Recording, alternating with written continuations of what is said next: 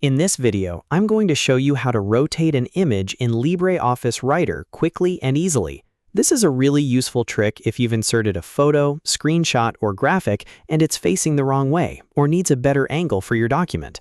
By the end of this tutorial, you'll know exactly how to insert an image, select it, and rotate it freely using the built-in tools in LibreOffice Writer.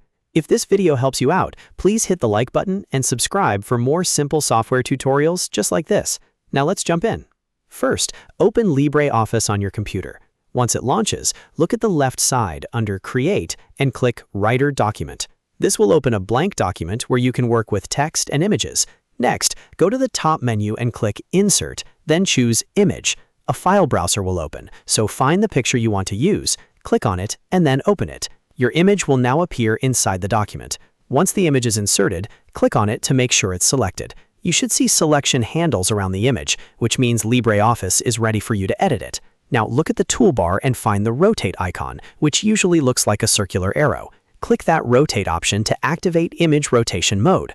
After that, you'll see a rotation handle appear on the image. This is the key part. Click and drag the rotation handle to turn the image to the angle you want. You can rotate it freely until it looks perfect for your document. If you need to make small adjustments, just keep dragging slowly until the image is lined up the way you want. This is especially helpful for scanned documents, sideways screenshots, or photos that need a quick fix before printing or sharing.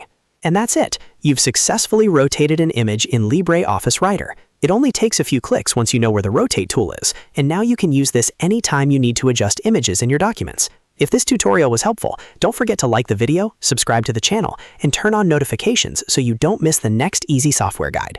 Thanks for watching, and I'll see you in the next one.